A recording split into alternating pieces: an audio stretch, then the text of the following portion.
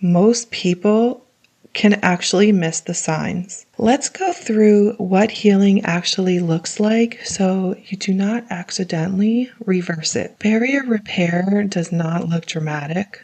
It looks consistent. So first, your skin feels less tight after cleansing.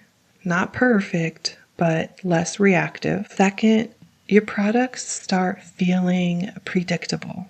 Not amazing, just stable.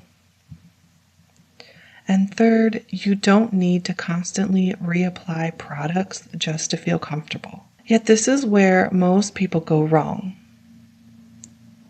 They think they're fixed, and then they change everything. So if your skin feels more stable, a little less reactive, and more predictable, you are healing.